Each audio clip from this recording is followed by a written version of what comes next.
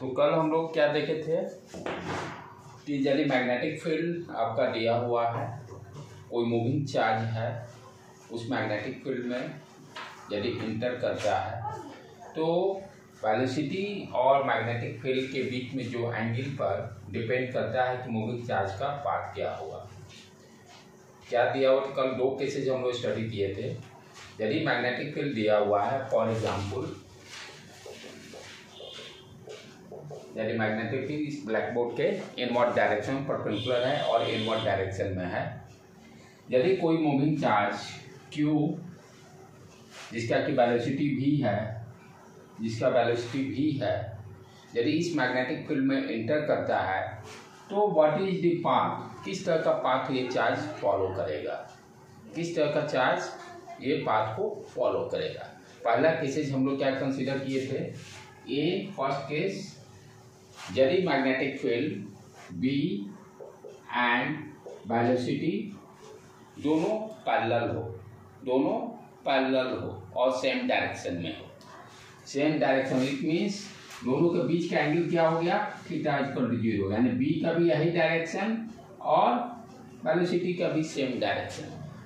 इस केस में हम लोग क्या देखे थे कि फोर्स क्या है, 0 आता है। क्या है फोर्स का formula, F equal to QV cross B। तो जब वेलोसिटी और मैग्नेटिक फील्ड के बीच में दोनों पैरेलल हैं, दोनों सेम डायरेक्शन में हैं, तो दोनों के बीच का एंगल क्या हो गया, थीटा इक्वल टू 0। और यहाँ पर देखेंगे तो मैग्नीट्यूड के टर्म में Q mod B sine theta equal to 0 होने का मतलब फोर्स 0, यानी इस चार्ज पर कोई फोर्स लगेगा नहीं।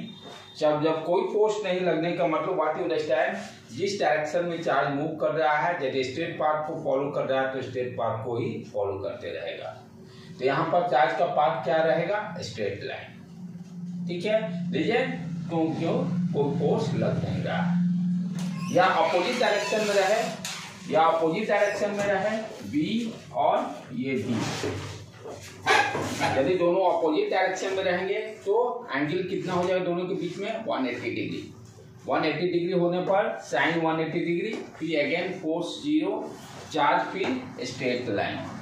यानी कंक्लूजन क्या निकला, यदि मैग्नेटिक फील्ड और वेलोसिटी दोनों पैरेलल हैं, फोर्स 0 लग रहा है, इट मीन्स जो पाथ वो फॉलो कर रहा है वही पाथ को फॉलो करते रह जाएगा। यदि स्ट्रेट पाथ को फॉलो कर रहा है तो स्ट्रेट पाथ को फॉलो करेगा। दूसरा केस हम लोग क्या कंसीडर किए थे, मैग्नेटिक फील्ड और वेलोसिटी दोनों परपेंडिकुलर हो, मैग्नेटिक फील्ड और वेलोसिटी दोनों परपेंडिकुलर हो। जैसे इस एग्जांपल में magnetic field perpendicular to the plane है और वेलोसिटी इस प्लेन में कहीं भी हो, किसी यहाँ हो या यहाँ हो या यहाँ हो, एवरी केसेज में क्या होंगे, ये B का डायरेक्शन, ये B का डायरेक्शन 90 डिग्री, ये B का डायरेक्शन, B का डायरेक्शन 90 डिग्री। इट मीन्स क्या हम कह रहे हैं, दूसरा केस हम लोग क्या पढ़े थे, यदि B एंड V के बीच में एंगल का वैल्यू यदि 90 डिग्री होगा, मैग्नेटिक फील्ड और वेलोसिटी का बीच में एंगल 90 डिग्री होगा, तो पाथ किस तरह का फॉलो करेगा, कल देखे थे सर्कुलर पाथ, सर्किल में चार्ज घूमने लगता है। इस केस में क्या देख रहे हैं कि यदि मैग्नेटिक फील्ड और वेलोसिटी दोनों परपेंडिकुलर हैं तो चार्ज क्या करता है, एक सर्किल में घूमने लगता है। पाथ कैसा हो गया, सर्कुलर पाथ हो जाता है। राइट बेटे, ये दोनों स्पेशल केस हुए। जब थीटा 0 डिग्री हो, 180 डिग्री हो तो स्ट्रेट पाथ फॉलो करेगा चार्ज। यदि थीटा 90 डिग्री हो जाएगा तो सर्कुलर पाथ को चार्ज फॉलो करेगा। अब कोई भी एंगल आर्बिट्री ले लो, मान लो थीटा इक्वल टू 30 डिग्री हो या 45 डिग्री हो या 60 डिग्री हो, या एंगल मान लेते थीटा, तब मेरा मूविंग चार्ज का पाथ कैसा होगा, तब मेरा मूविंग चार्ज का व्हाट इज दी पाथ, किस तरह से पाथ को फॉलो करेगा, उस चीज को आज हम लोग डिस्कस करेंगे। आज अपना जनरलाइज केस रहेगा, लेकिन ये दोनों केसेस को वहां पे जरूरत पड़ेगी, ये नहीं समझेंगे तो उसको समझना मुश्किल काम है। तो आज हम लोग क्या करेंगे, बेसिकली हम लोग देखेंगे कि पाथ जो फॉलो करता है वो हेलिकल पाथ है, यानी स्प्रिंग। स्प्रिंग जैसे स्ट्रेच कर दोगे तो स्प्रिंग का जो शेप ऐसे ऐसे बढ़ते हुए रहता है, हेलिकल पाथ जिसको बोलते हैं। कब होगा? जब वेलोसिटी और मैग्नेटिक फील्ड के बीच में सम देयर इज एंगल थीटा। तो इस केस में हम क्या देखेंगे कि जो चार्ज जो है हेलिकल पाथ को फॉलो करते हुए आगे बढ़ रहा है। कैसे हेलिकल पाथ को फॉलो कर रहा है, कैसे आ रहा है ट्रैजेक्टरी, वो उस चीज को हम लोग समझेंगे, राइट। तो आज हम लोग देख रहे हैं कि helical path of moving charge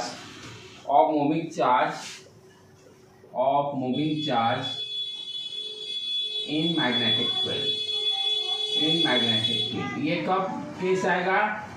जब वेलोसिटी और मैग्नेटिक फील्ड के बीच में there is some angle defined, arbitrary angle defined theta.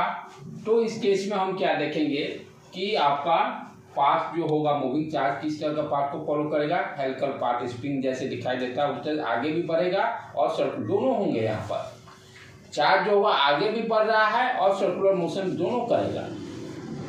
अब क्या हो रहा है इसमें ध्यान से समझिए। जैसे मान लो फॉर एग्जांपल कि इसी प्लेन में मैग्नेटिक फील्ड भी ले लेते हैं।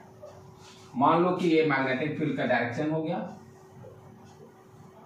बी, और भी मान लेते हैं कि देयर सम एंगल ये थीटा, ये बी वेलोसिटी से मूव कर रहा है। मान लेते हैं चार्ज क्यू है और मास एम है।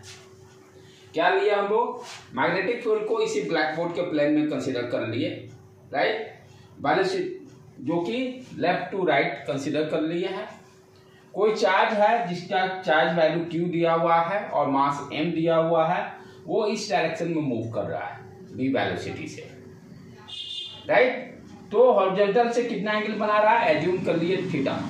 यहाँ पर angle between B and velocity क्या है? Theta. Angle between B and B के बीच में क्या है? आपका थीटा एंगल है। अब यहाँ पर कैसे करेंगे इसका ट्रैजेक्टरी पाथ कैसे होगा? यहाँ पर ध्यान देने की बात क्या है कि ये जो वेलोसिटी जो थीटा एंगल हॉरिजॉन्टल से बना रहा है, इस वेलोसिटी का दो कंपोनेंट, एक ले लेते हैं हॉरिजॉन्टल डायरेक्शन में कितना हो जाएगा? v cos theta, clear. और दूसरा हम लोग vertical component v sin theta.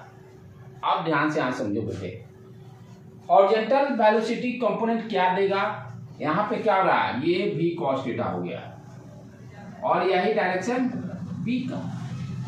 पहला केस याद रखो, b और b दोनों पैरेलल होंगे, उस पर कोई फोर्स लगेगा नहीं। जो पाथ फॉलो कर रहा था वही पाथ को फॉलो करते हुए आगे बढ़ेगा सेम वेलोसिटी से। पहला केस क्या था? जब मैग्नेटिक फील्ड और वेलोसिटी दोनों पैरेलल हो तो यहाँ पर फोर्स का वैल्यू क्या आया था? 0। तो पाथ कैसे फॉलो कर रहा था? ये चार्ज है अपना स्टेट बढ़ते ही चला जाएगा, राइट। तो ये कंपोनेंट क्या देगा? चार्ज को आगे की तरफ बढ़ाया, क्लियर। अच्छा, तो ये अब इसको एनालिसिस करें v sin थीटा को। v sin थीटा ये डायरेक्शन है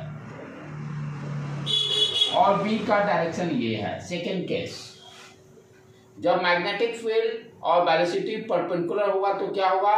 सर्कुलर मोशन, राइट। तो वर्टिकल कंपोनेंट क्या देगा? इसको सर्किल में इस तरह से घुमाएगा। कैसे हो रहा है ये ध्यान से देखो। ये पहला, ये वर्टिकल कंपोनेंट क्या किया?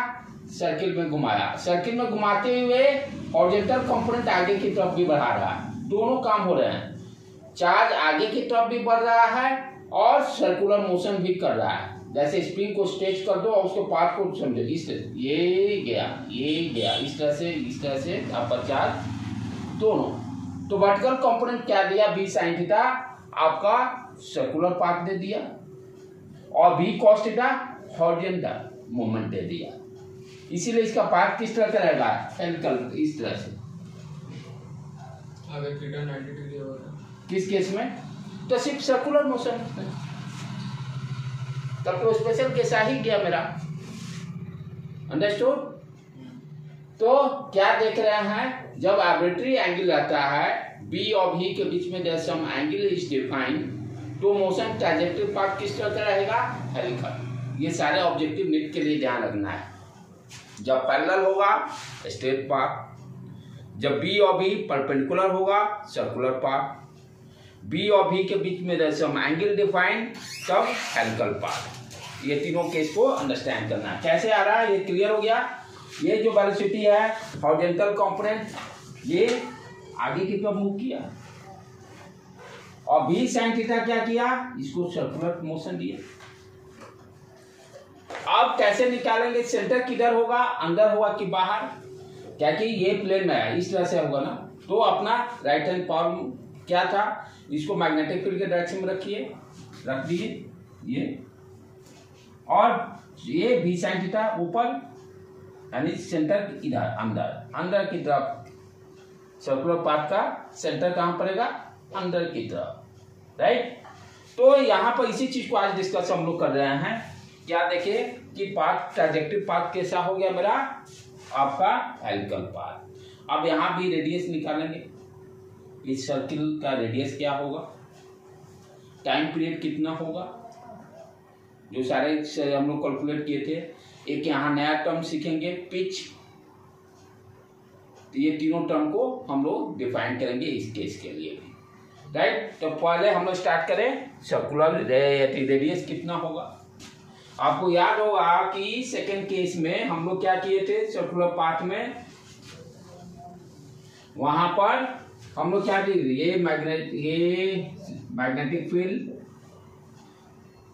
यहां पर हम लोग क्या देखे थे कि आपका जो फोर्स लग रहा है, फोर्स कैसे, ये इस केस में क्या था, ये मान लो वेलोसिटी भी, मैग्नेटिक फील्ड अंदर क्या कर देते, ये मैग्नेटिक फील्ड, राइट, और ये फोर्स ये लाइक दैट। तो फोर्स हमेशा टुवर्ड्स दी सेंटर लगता था, यही केसेज हम लोग देखे थे। कहीं भी रखो चार्ज, ये रखो, ये हो गया मैग्नेटिक फील्ड का डायरेक्शन अंदर, राइट, अंदर रख लिए चार्ज, ये किधर जाएगा, तो फोर्स इस पर इस डायरेक्शन में लगेगा, राइट। तो यहाँ पर हम लोग क्या देखे थे, कैसे हम लोग रेडियस निकाले थे, जो आपका फोर्स कितना लगेगा सर्कुलर मोशन के लिए, F = QBB, clear, no doubt.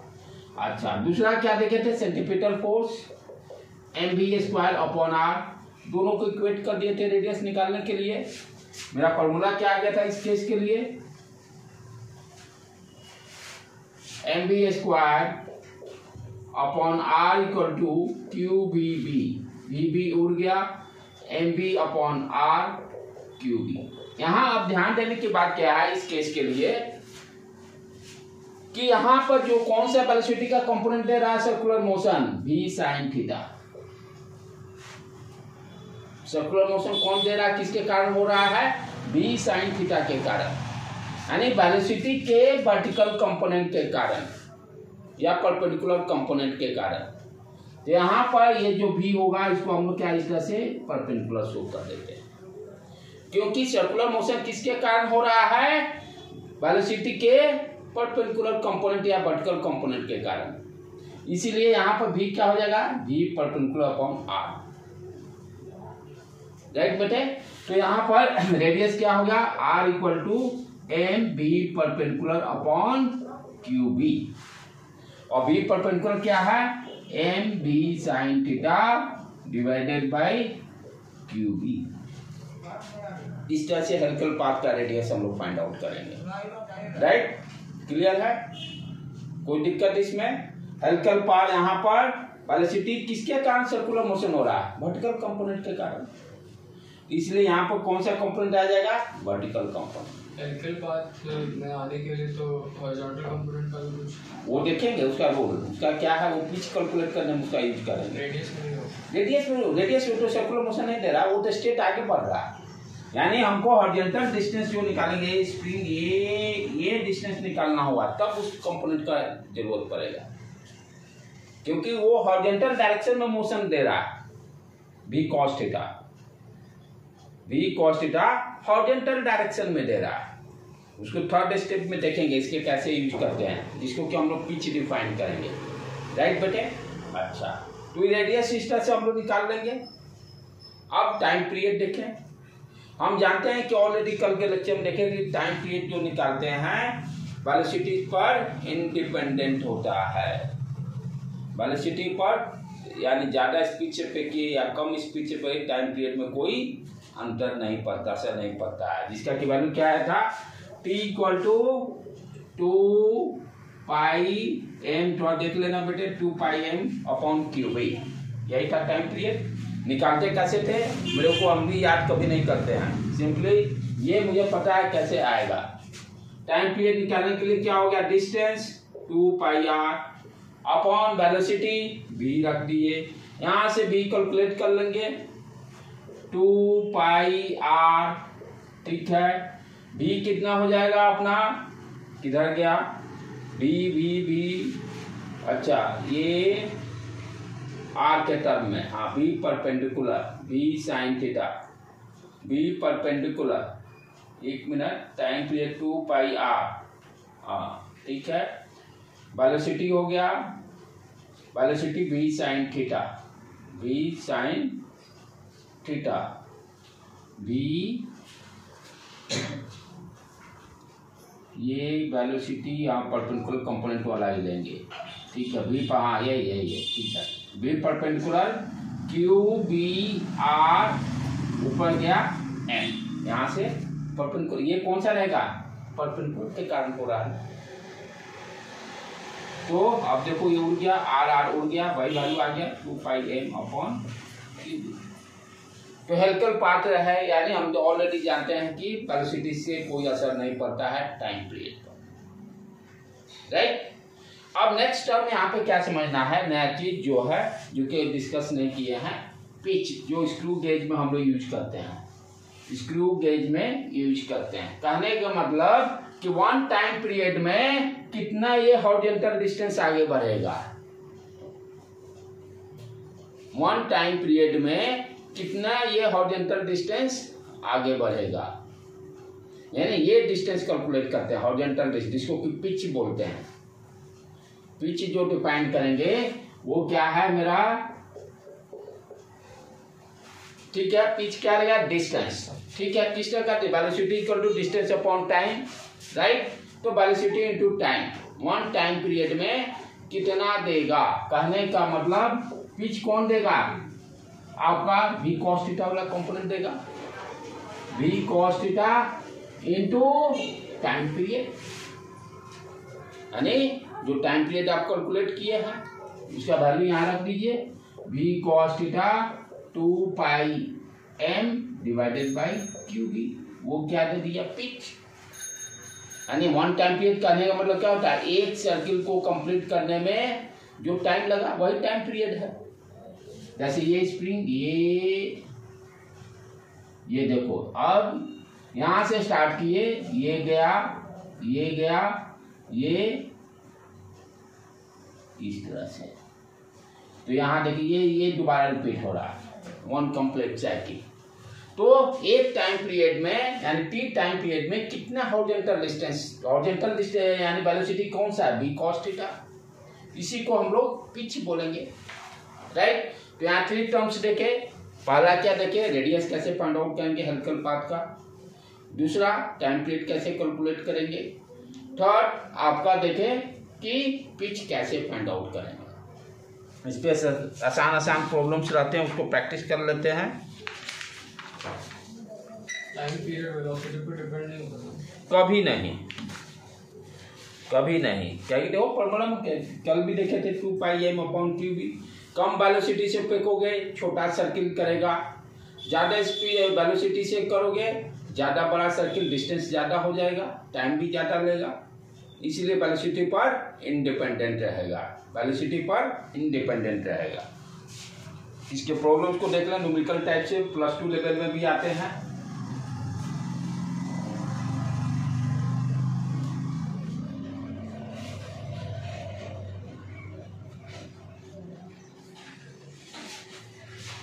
जैसे दिया हुआ है magnetic field 4 Tesla horizontal direction में, ठीक है। वेलोसिटी बी एंगल 30 डिग्री मान लेते हैं 2 मीटर पर सेकेंड। जो चार्ज है, चार्ज का मास 1 किलोग्राम तो बहुत ज़्यादा होगा, 1 ग्राम रख देते हैं, वो भी बहुत ज़्यादा होगा। कैलकुलेशन सिंप्लीफाई करने के लिए मैं ले ले रहा हूँ। इसमें सारा SI यूनिट भी होना चाहिए। हाँ SI यूनिट, सारा SI। कैलकुलेशन को सिंप्लीफाई करने के लिए मैंने 1 kg ले लिया। चार्ज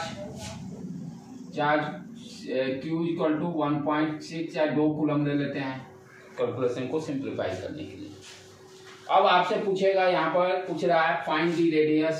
फाइंड दी, पहले तो बताना फाइंड दी ट्रैजेक्टरी पाथ, सबसे basic question. Find the trajectory path, find the trajectory path, then find the radius,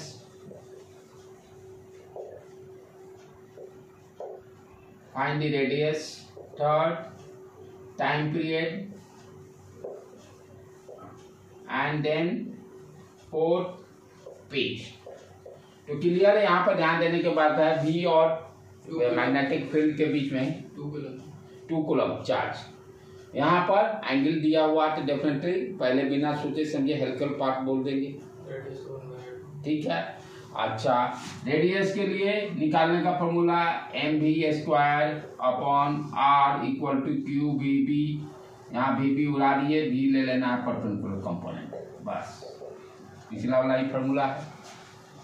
यहाँ से रेडियस कैलकुलेट कर लोगे, V परपेंडिकुलर क्या हो जाएगा, V sin theta, V sin 30 और ये V cos 30। वैल्यू रख दो, काम खत्म, सारे डाटा पुट करने हैं। यहाँ से रेडियस कैलकुलेट हो जाएगा।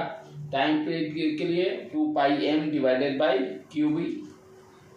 टाइम पीरियड निकल जाए तो हेलिकल पाथ के लिए V cos theta into time period.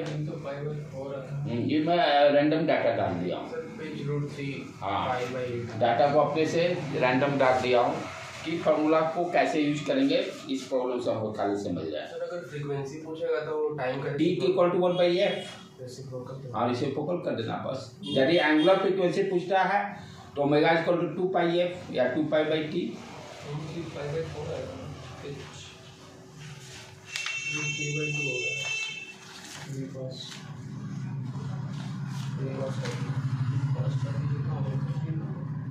√3/2 cos 30 √3/2 तो 2 into cos 30 यानी 2 into √3/2 तो √3 होगा। किसका ये कंपोनेंट कितना हो गया, V2 into cos 30 √3/2 √3, ठीक। तो डाटा को सिंपली पुट करना है। ये बोर्ड एग्जाम के लिए इतना तक ही लेवल रहेगा। आप थोड़ा सा चलें, अपना लेवल को आगे बढ़ाएं हल्का सा।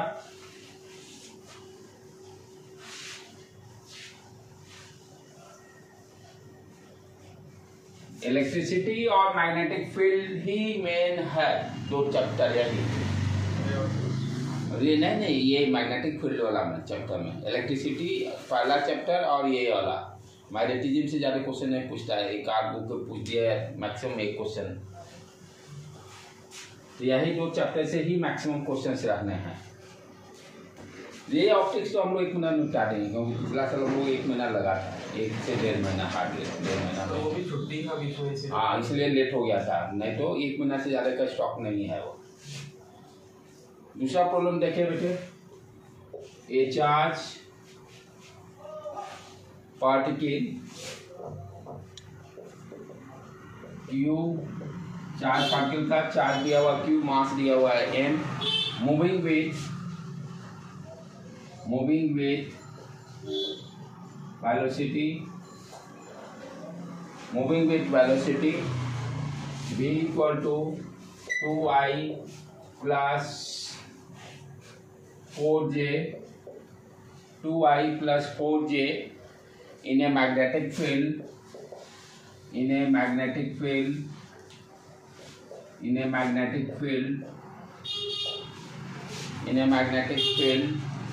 V equal to 2I b equal to 2i.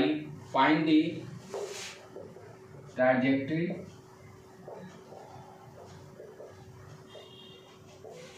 radius time period pitch. करो तो बेटे 2 मिनट पहले अपने से तो निकल होगा। हाँ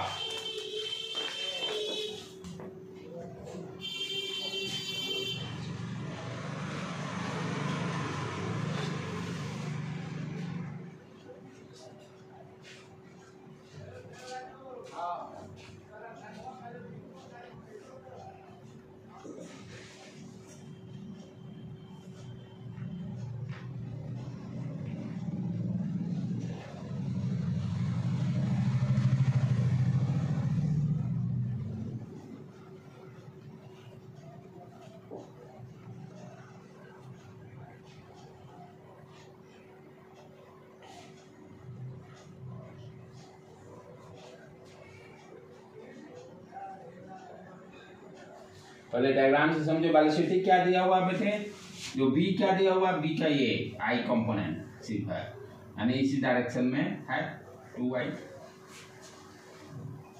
2m/q है क्या रेडियस डाटा अपने से डाला हुआ है, निकालना पड़ेगा मुझे। ठीक है, तो b इक्वल टू 2i करने का मतलब x डायरेक्शन में। अच्छा, वेलोसिटी का दोनों कंपोनेंट दिया हुआ है। हॉरिजॉन्टल कंपोनेंट कितना है 2, वर्टिकल कंपोनेंट कितना है 4, राइट। ये Vx हो गया, ये Vy हो गया। यहाँ पर थीटा नहीं दिया, आपको Ij के फॉर्म देना। इससे क्या है, ये हॉरिजॉन्टल कंपोनेंट दे दिया, ये वर्टिकल कंपोनेंट दे दिया। तो यहाँ पर Vx क्या हो गया, ये हॉरिजॉन्टल कंपोनेंट 2 और वर्टिकल कंपोनेंट 4। अब यहाँ पर यानी दोनों कंपोनेंट है, तो इट मीन्स हेलिकल पार्ट होगा। यहीं से क्लियर हो गया, राइट। तो अब रेडियस क्या रहा, रेडियस कौन देगा, वर्टिकल कंपोनेंट वाला देगा। तो mv² upon r equal to Q bv उड़ गया, mv perpendicular upon r qb। यहाँ से रेडियस निकल जाएगा, सारे वैल्यू रख देंगे। r equal to mv perpendicular upon qb। ठीक है, m perpendicular component 4, q b का वैल्यू 2 कट गया, 2m upon q, 2m upon q, right. Time period 2πm upon q B, इसमें तो कुछ सोचना ही नहीं है। b का वैल्यू यहाँ रख देंगे, 2 दिया हुआ है खाली बस। पिच के लिए horizontal component v cos theta 2 दिया हुआ, टाइम पीरियड जो कैलकुलेट करेंगे यहाँ रख देंगे, काम खत्म।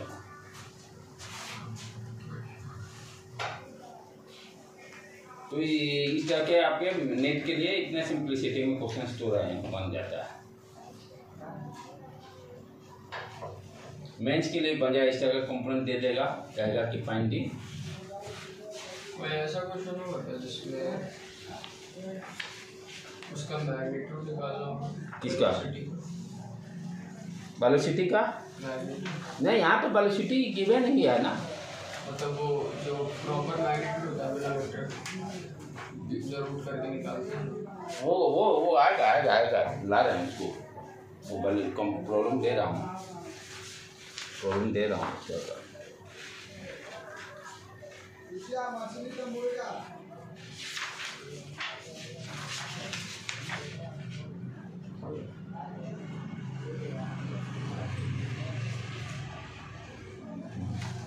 ये ले।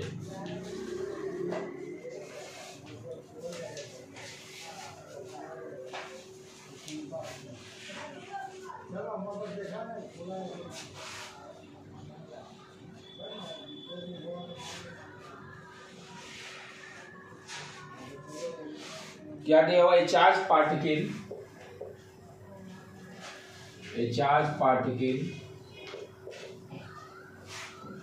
जिसका कि charge q mass m given is moving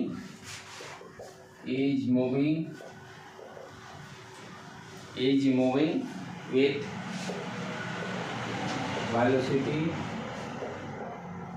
v equal to degree का 9 बराबर 44 से 81, 4 में से 3 और 14 में से 8 गया, 3i plus 4j, 3i plus 4j in a magnetic field,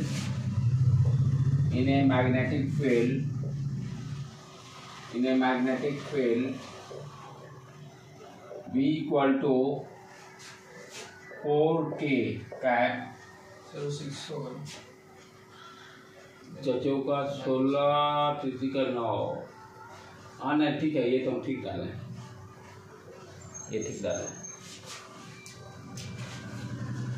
A charge particle q, m is moving with velocity v equal to 3i plus 4j in a magnetic field v equal to 4k. Find the trajectory.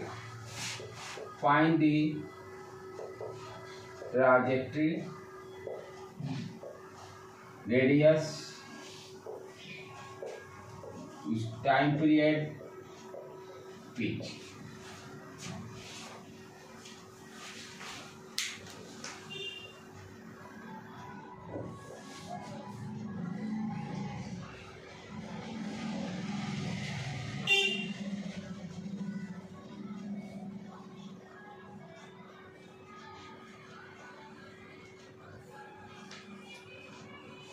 Trajectory है लेकिन सोचो,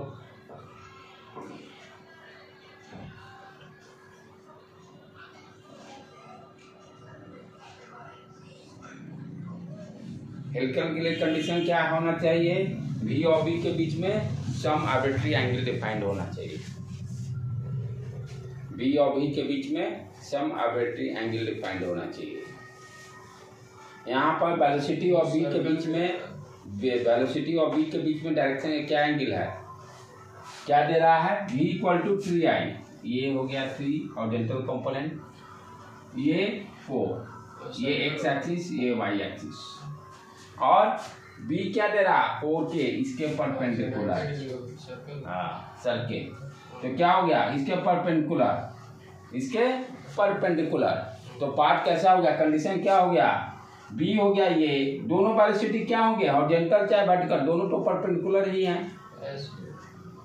पूरे ना pure circle, ये भी component 90 degree, ये भी component 90 degree, ये दोनों का रिजल्टेंट क्या हो गया? ये कितना हो गया? 4 + 3 यानी √25 5 रिजल्टेंट वेलोसिटी इसके परपेंडिकुलर हो गया। तो ये वेलोसिटी 5 क्या देगा? 5 यहाँ पर रिजल्टेंट वेलोसिटी होगा, जो कि आपको सर्कुलर पाथ देगा। तो ट्राइजेक्टरी क्या हो गया? Circular path, right. अब रेडियस क्या हो गया? mv² upon r equal to qvb, यहाँ से उड़ गया mv upon r qb, v के यहाँ पे कितना हो जाएगा? 5, रिजल्टेंट वाला लेंगे, वेलोसिटी क्या हो जाएगा? 5, मास m वही qb, तो r equal to mv upon qb, m हो गया, m तो दिया है हुआ, वेलोसिटी यहाँ पर 5 डिवाइडेड बाई q, b दिया हुआ है 4, रेडियस हो गया, right. Time period 2πm upon qb, pitch यहाँ पर डिफाइन नहीं होगा, पिच 0 कर देंगे, राइट बेटे। तो ये थोड़ा सा यहाँ पर सावधानी इस तरह के प्रॉब्लम्स में बरतना है, राइट। जब भी वेलोसिटी मैग्नेटिक फील्ड के परपेंडिकुलर हो गया तो पाथ कैसा हो जाएगा? सर्किल। जब B और B के बीच में एंगल थीटा 0 हो या 180 डिग्री हो तो पाथ स्ट्रेट पाथ। यदि B और B के बीच में सम एंगल डिफाइंड हो तब पाथ हेलिकल। यही कॉन्सेप्ट है, ठीक है। आज यहीं पढ़ने देते हैं इसमें चैप्टर में, इसमें टॉपिक में इतना ही है, पढ़ना है। अब थोड़ा सा देख लें थोड़ा बेटे सिलेबस कौन कौन से कट वाला इस चैप्टर को थोड़ा सा एक बार भेजना हमको, तो एक बार भेज देना कि उसको जो बच गया उसको देख लेता हूँ मैं, ठीक है बेटे।